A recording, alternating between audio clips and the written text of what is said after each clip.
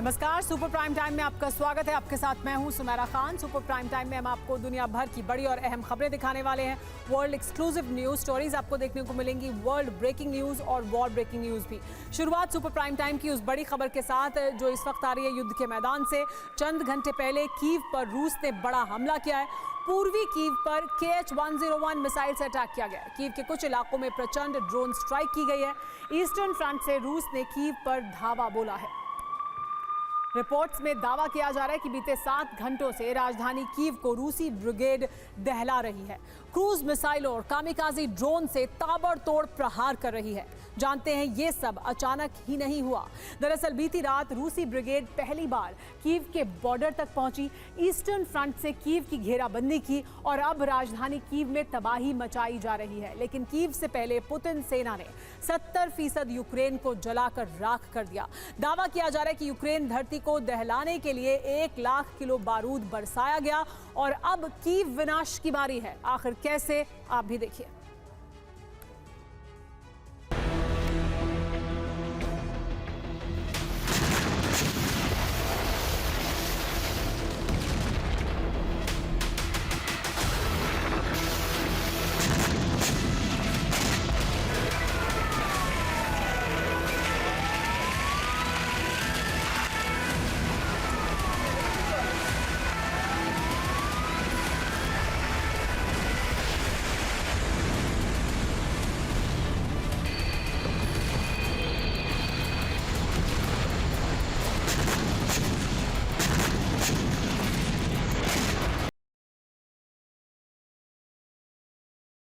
के 19 प्रांतों में एक साथ प्रचंड बारूदी भूचाल आया।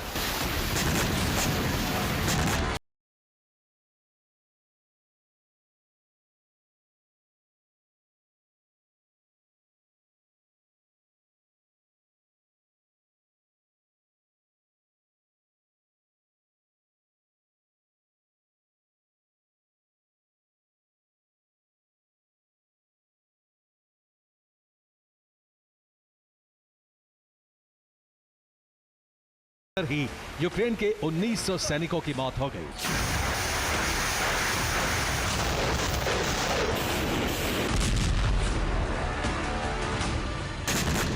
वॉर एक्सपर्ट्स का दावा है कि रूसी डिफेंस ने यूक्रेनी सरजमी को दहलाने के लिए बारूद से पाटने के लिए महज 24 घंटे में 100 टन यानी 1 लाख किलो बारूद बरसाया।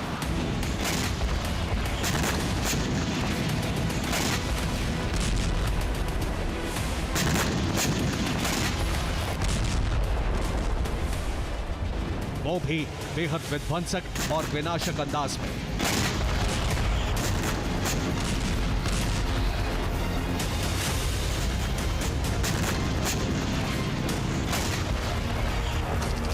बस फिर क्या, यूक्रेन की राजधानी कीव समेत कई बड़े शहर और प्रांत बारूदी प्रलय से थर्रा उठे।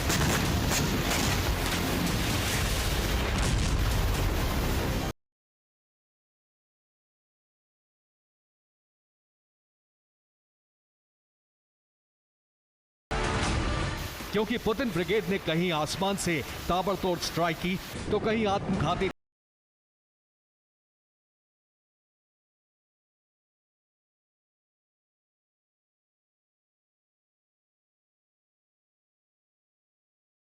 और KH सीरीज की मिसाइलों से कोहराम मचाया।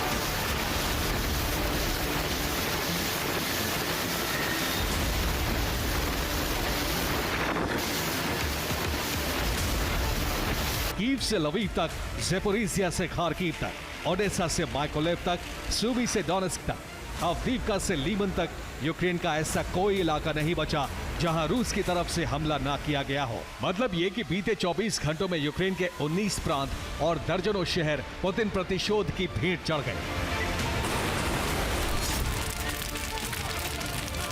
क्योंकि पहले तो यूक्रेन ने पुतिन के शांति प्रस्ताव को ठुकराया और फिर पश्चिमी रूस के इलाकों को ड्रोन स्ट्राइक से दहलाया।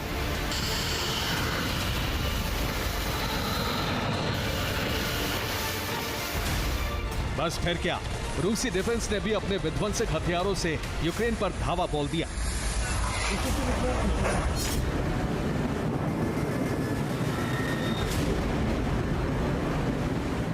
दावा किया जा रहा है कि रूसी डिफेंस ने यूक्रेन पर शाहिद 136 कामिकाज़े ड्रोन से अटैक किया।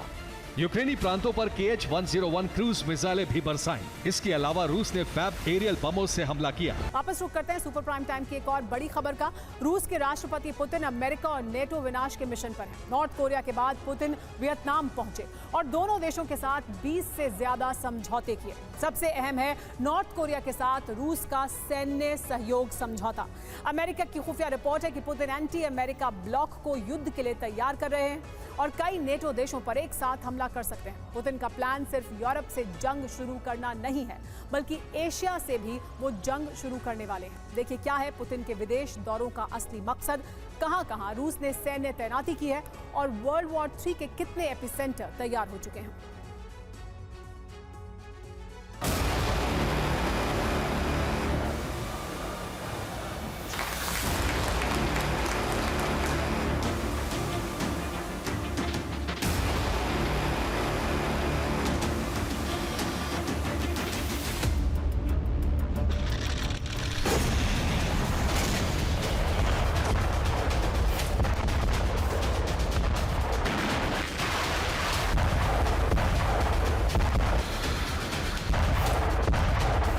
पुतिन के एंटी अमेरिका मिशन से बाइडेन और उनके सहयोगी देश अचंभित हैं।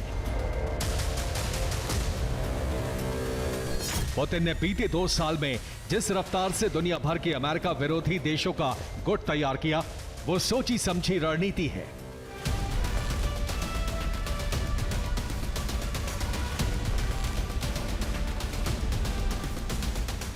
रूस के राष्ट्रपति व्लादिमीर पुतिन विदेश यात्रा पर हैं। 19 जून को उन्होंने प्योंगयांग में किम जोंग उन से मुलाकात की। उनके साथ और सेनात लिमोजीन में सैर की और उसके बाद वियतनाम की राजधानी हैनोई पहुंचे। यहां वियतनाम सरकार ने उनका स्वागत किया और दोनों देशों के साथ रूस ने 20 से ज्यादा सैन्य और सामरिक समझौते किए।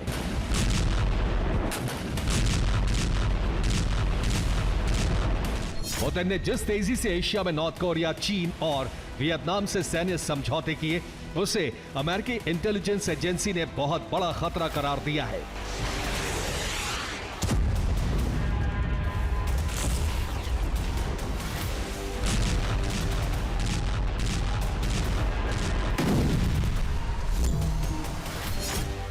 नॉर्थ कोरिया के साथ रूस का परस्पर रक्षा समझौता हुआ है। इसका मतलब है कि अगर नॉर्थ कोरिया पर हमला होता है तो रूसी सेना मदद देगी।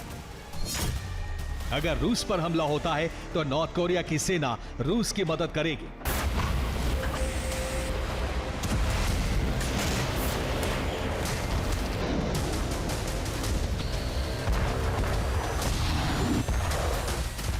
पुतिन ने नेटो की ही नीति से जवाब दिया है और ये सैन्य समझौते इसलिए बहुत तेजी से किए जा रहे हैं क्योंकि नेटो मॉस्को पर हमले की प्लानिंग कर रहा है।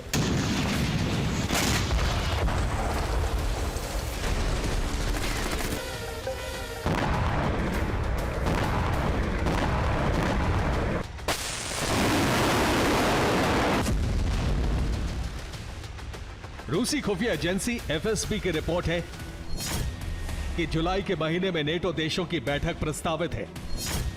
इस बैठक में वर्ल्ड वॉर 3 के फाइनल वॉर प्लान पर सहमति बन सकती है। बैठक के बाद नेटो सेनाएं मॉस्को पर हमला कर सकती हैं।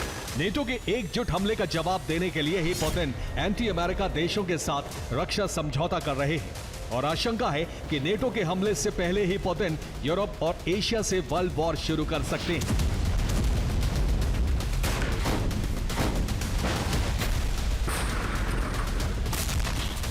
पुतिन ने विश्व युद्ध के 7 सेंटर तैयार कर लिए हैं। यूरोप में पुतिन के वर्ल्ड वॉर के पहले 3 एपिसेंटर तीनों बाल्टिक देश यानी एस्टोनिया, लातविया और लिथुआनिया बनने वाले हैं। इन पर हमले के लिए सैन्य तैनाती पूरी हो चुकी है। पुतिन का चौथा एपिसेंटर बनने वाला है सहयोगी देश बेलारूस। बेलारूस से पुतिन टैक्टिकल न्यूक्लियर हमले शुरू कर सकते हैं। 5वां एपिसेंटर बनने वाला है पोलैंड। बेलारूस की जमीन से पोलैंड पर रूस ग्राउंड ऑपरेशन शुरू कर सकता है। 6ठा एपिसेंटर बनने वाला है नॉर्थ कोरिया। नॉर्थ कोरिया में लॉन्ग रेंज मिसाइलें तैनात करके पुतिन अमेरिका के सहयोगी साउथ कोरिया और जापान पर हमला कर सकते हैं।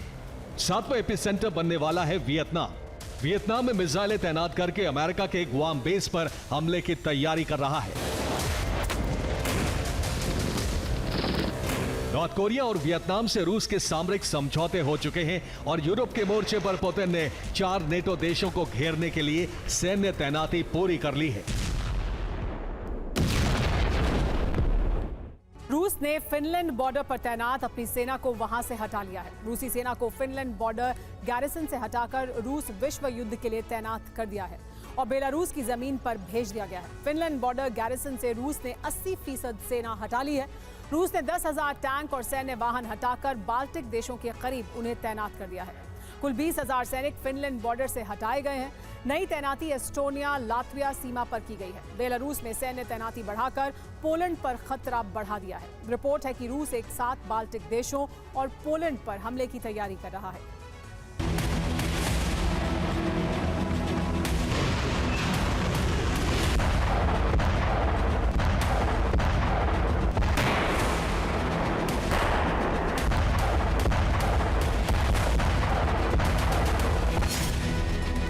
ये फिनलैंड बॉर्डर पर रूसी सेना के उसी बेस की तस्वीरें हैं जहां से सेना हटाई गई है।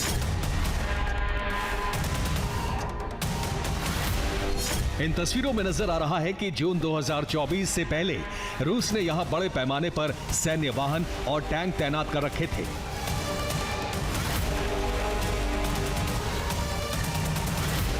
लेकिन अब यह बेस खाली नजर आ रहा है। फिनलैंड की इंटेलिजेंस एजेंसी ने भी इस पर नेटो को अलर्ट जारी किया है। फिनलैंड ने कहा है कि रूस का यह कदम चौंकाने वाला है और रूस किसी बड़े हमले की रणनीति के तहत सेना हटा चुका है।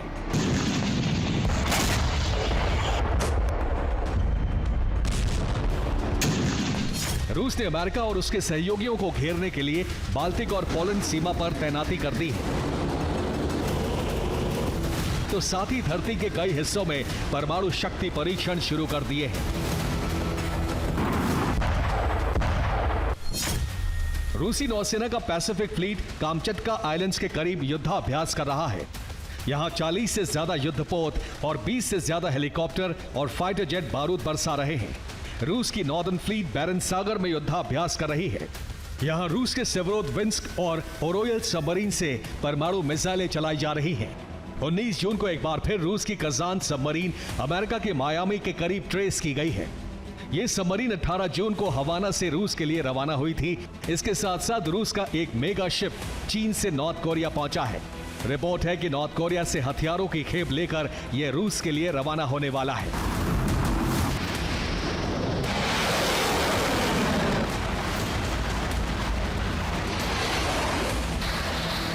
पुतिन के विदेश दौरे के साथ साथ रूस की नेवी भी उन देशों को घेर चुकी है जो रूसी हितों के खिलाफ है। नेटो ने रूस की तैयारी को देखते हुए अपनी आत्मरक्षा की तैयारी भी तेज कर दी है।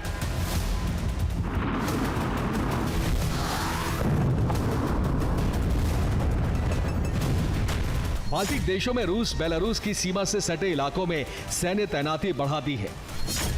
पोलैंड ने अपनी सीमा पर बारूदी सुरंगें बिछाकर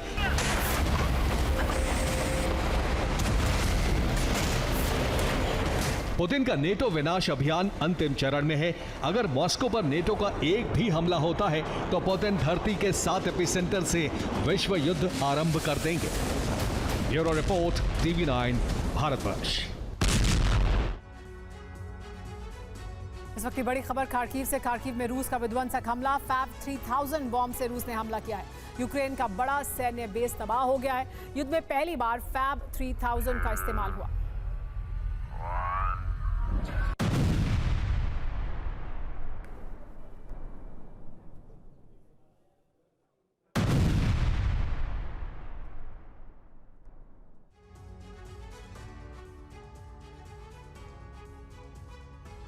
इजराइल में लेबनान पर हमले की तैयारी के बीच हिजबुल्लाह ने भी आस्तीनें चढ़ा ली हैं।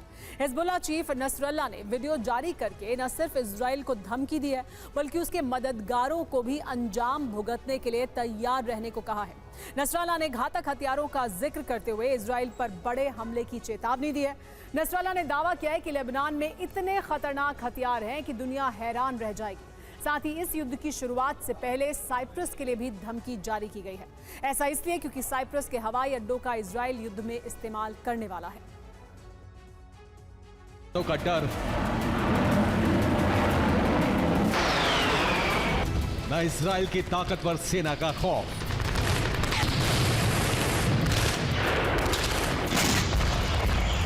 और न ही इजराइल के मददगार अमेरिका से कोई दहशत।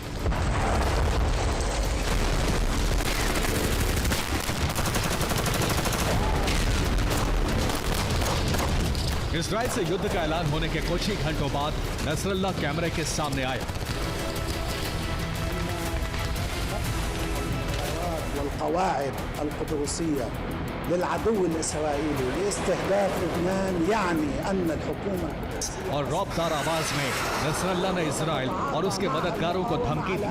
नसरल्ला ने साइप्रस का नाम क्यों लिया ये आपको दिखाएंगे, लेकिन उससे पहले इस प्रॉक्सी संगठन का इजराइल जैसे शक्तिशाली देश से लड़ने का आत्मविश्वास और हौसला देख लीजिए।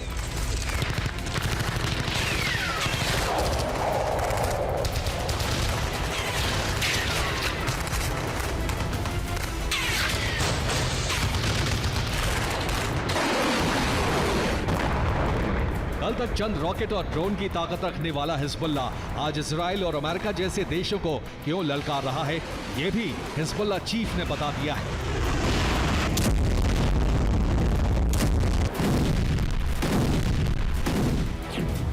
नसरल्ला ने कहा है कि हिजबुल्ला को पिछले दिनों घातक हथियार मिले हैं। हिजबुल्ला ने कई खतरनाक हथियार खुद तैयार कर लिए हैं। अब हिजबुल्ला ऐसे हथियारों का इस्तेमाल कर रहा है जो आज से पहले कभी इस्तेमाल नहीं किए गए। नसरल्ला ने इजराइल को धमकी देने के साथ संकेतों में बहुत बड़ी बातें कही, जिसका मतलब हम आपको समझाते हैं।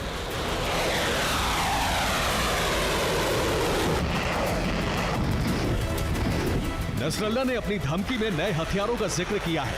ऐसी कई रिपोर्ट्स आई थीं जिसमें दावा था कि हिजबुल्ला को रूस से हथियारों की सप्लाई हो रही है।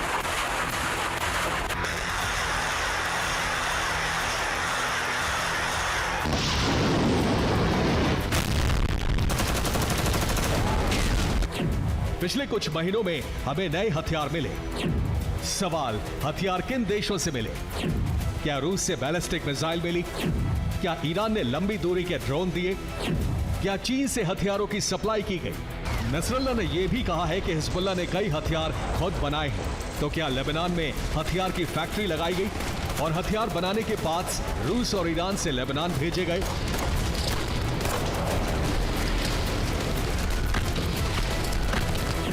नसरल्ला ने यह भी कहा है कि अभी बहुत हथियार बचे हैं।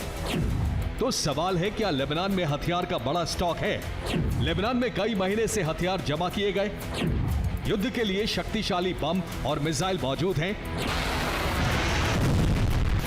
नसरल्ला के दावों के मुताबिक हिजबुल्ला एक बड़े युद्ध के लिए हर वक्त तैयार है। नसरल्ला ने साफ कर दिया है कि लेबनान में हथियारों की कोई कमी नहीं है।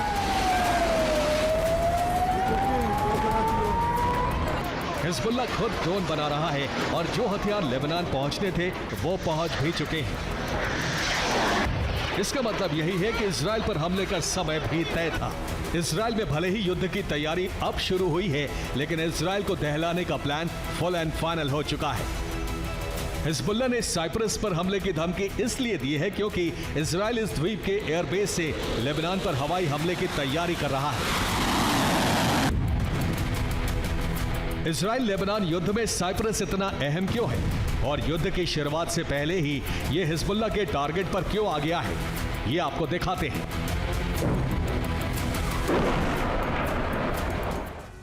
साइप्रस एक छोटा सा द्वीप है। यह समुद्र में इजराइल, लेबनान, ग्रीस और मिस्र जैसे देशों से घिरा हुआ है।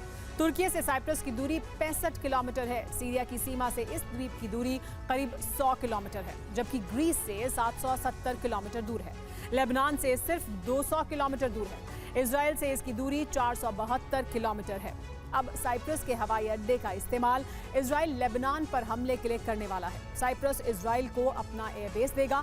यहाँ से लेबनान पर हमला बेहद आसान है। साइप्रस में इस वक्त इजरायली सेना मौजूद है। यहाँ ब्रिटिश आर्मी की भी मौजूदगी है। यहाँ हथियार के कई डिपो बनाए गए हैं। यही वजह है कि हिजबुल्ला ने यहाँ हमले की धमकी दी है। साइप्रस सिर्फ 200 किलोमीटर दूर है। ये मिसाइल की रेंज में आसानी से आ जाएगा। ड्रोन से भी यहां आसानी से हमला किया जा सकता है। साइप्रस द्वीप के जरिए इजराइल को मदद भी मिलेगी। यहां अमेरिका से हथियार आएंगे। यहां कार्गो शिप के लिए बंदरगाह बना हुआ है। एयरबेस पर विदेशी विमान लैंड कर सकते हैं। इजराइल को हथियार सप्लाई के लिए भी साइप्रस अहम जगह है।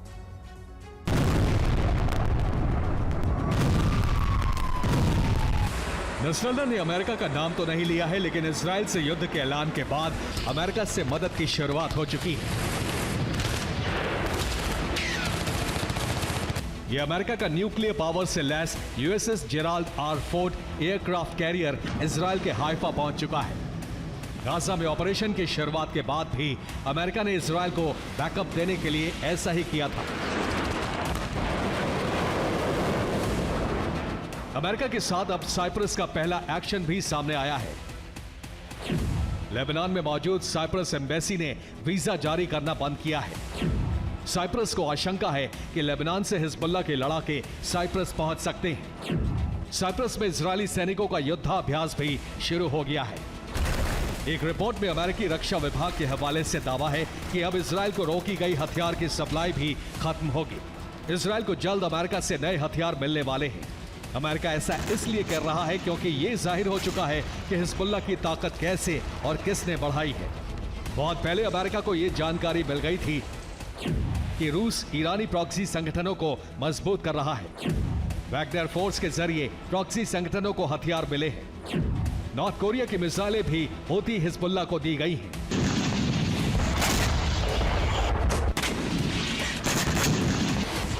पिछले दिनों ईरान और इजराइल के बीच हुई बारूदी झड़प के बाद भी ये साफ हो गया था कि ईरान प्रॉक्सी संगठनों के जरिए इजराइल से बदला लेने की तैयारी कर चुका है।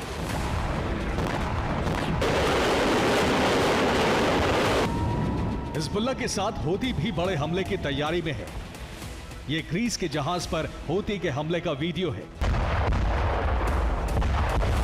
हूती ने हमले के लिए सरफेस ड्रोन का इस्तेमाल किया है। जहाज में जोरदार धमाका हुआ और एक दिन पहले ही यह खबर आई थी कि इस जहाज को समुद्र में डूबने से बचाया नहीं जा सका।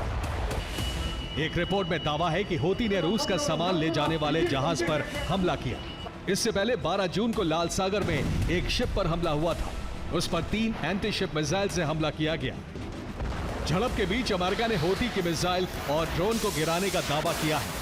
अमेरिका ने यमन में मिसाइल लॉन्चेस पॉइंट पर भी हमला किया। Bureau report, TV9 Bharatvarsh.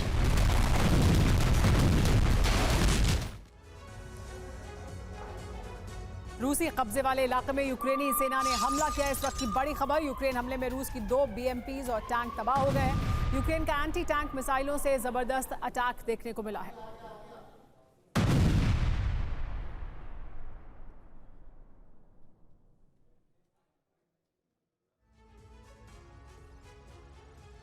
Crimea पर यूक्रेन के हमले लगातार जारी हैं। 20 जून की सुबह भी यूक्रेन ने क्रीमिया के चाउरा इलाके में हमले किए हैं। यूक्रेन क्रीमिया को जीतने की जंग लड़ रहा है तो रूस को पुतिन के साम्राज्य विस्तार को प्लान को ये अहम हिस्सा बचाने के लिए बड़े जतन करने पड़ रहे हैं। यूक्रेन क्रीमिया दोबारा हासिल करने के लिए नई रणनीति बना चुका है और रूस ने इस क्षेत्र को बचाने के लिए ब्लैक सी फ्लीट को दोबारा मजबूत करने का अभियान शुरू कर दिया है। देखिए यूक्रेन की रणनीति क्या है और रूस क्रीमिया बचाने के लिए सैन्य मोर्चे पर क्या काम कर रहा है।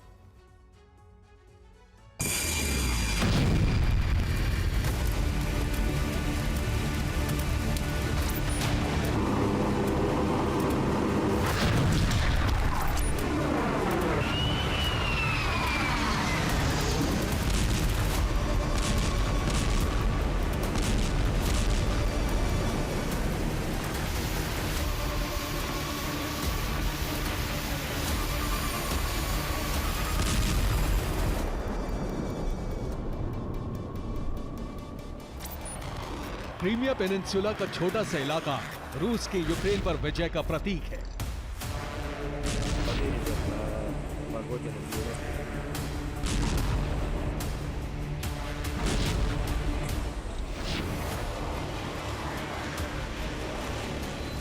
और 2022 से शुरू हुए युद्ध में यूक्रेन का लक्ष्य है रूस से क्रीमिया वापस लेना।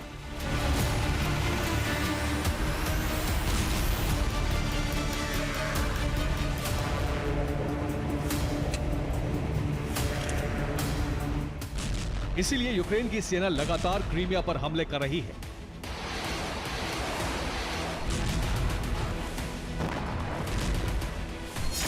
बीस जून की सुबह यूक्रेनी सेना ने क्रीमिया के केप चाउरा इलाके पर हमला किया। ये इलाका क्रीमिया के पूर्वी छोर पर है। ओपन इंटेलिजेंस सोर्स के मुताबिक यूक्रेन ने केप चाउरा में रूस के कामिकाज़े ड्रोन गोदाम को निशाना बनाया है।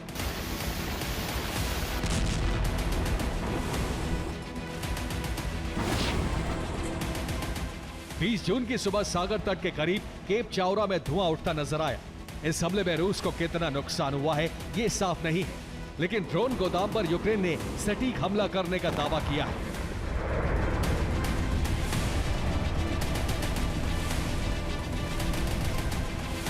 यूक्रेन ने अमेरिका से मिले इनपुट के बाद यह हमला किया।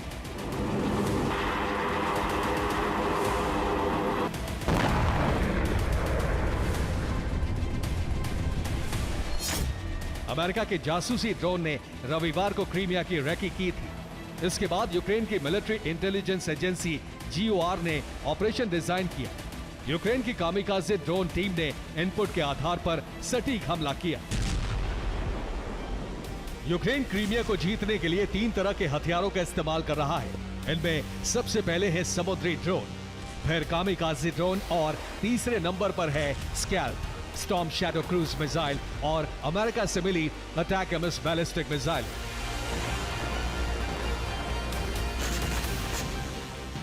यूक्रेन पहला ऐसा देश है जिसने अनक्रूज सरफेस वेसल अटैक टीम तैयार की और अब क्रीमिया पर बड़े हमलों के लिए अपने समुद्री ड्रोन में नए बदलाव कर रहा है।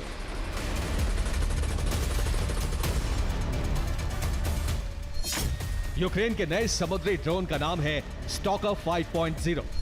यह ड्रोन 5 मीटर लंबा है। इसमें 60 हॉर्स पावर का स्पीड इंजन लगा है और ये 150 किलोग्राम तक विस्फोटक ले जा सकता है। इसकी रफ्तार 75 किलोमीटर प्रति घंटे है। ये एक बार में 600 किलोमीटर की यात्रा कर सकता है। यूक्रेन इससे कर्च ब्रिज पर हमले की प्लानिंग बना रहा है। क्रीमिया के कर्च ब्रिज के ध्वस्त होने का मतलब है रूस का क्रीमिया से रेल और रोड कनेक्शन कटना।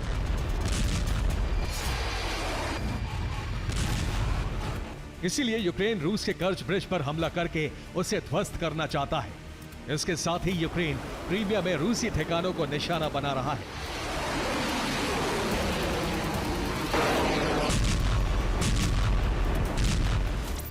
रूस ने सेवास्तोपोल बेस से अपने सभी बड़े युद्धपोत हटा लिए हैं और अब कर्च ब्रिज की सुरक्षा में वो भी यूक्रेन की तरह नए ड्रोन तैनात करने वाला है।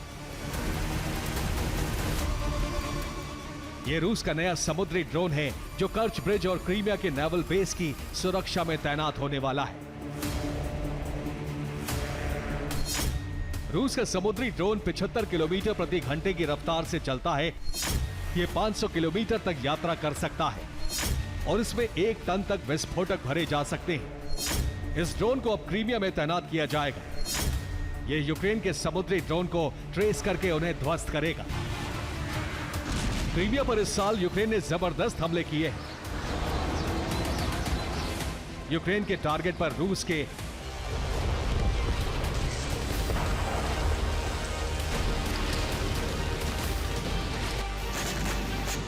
17 जून को भी यूक्रेन ने पोर्ट सिटी क्रीमिया पर हमले किए, जहां सेवास्तोपोल और नोवरोसिस्क को निशाना बनाया गया।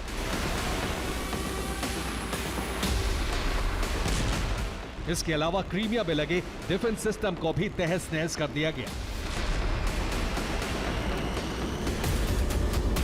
बीते 2 महीने में क्रीमिया की जमीन पर यूक्रेन ने रूस को जबरदस्त नुकसान पहुंचाया है।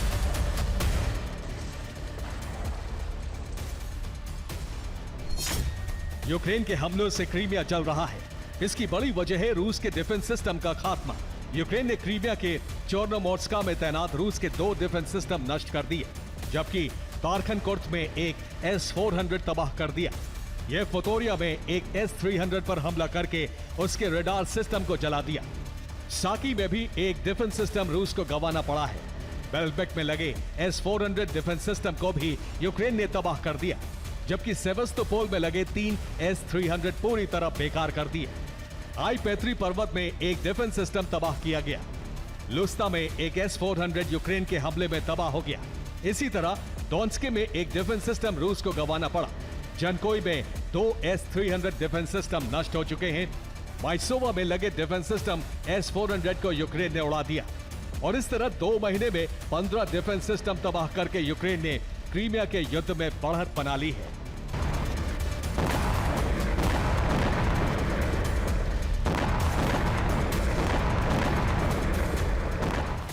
ज़ेलेंस्की ने 2024 में क्रीमिया विजय का लक्ष्य रखा था और यूक्रेनी सेना उसी तरह बढ़ रही है।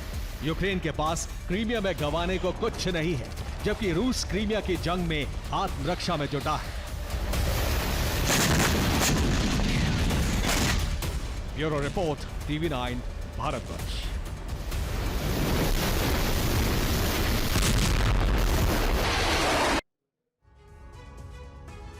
सुपर प्राइम टाइम में आज के लिए इतना ही। फिलहाल वक्त हो गया एक ब्रेक का। बने रहिए TV9 भारतवर्ष के साथ।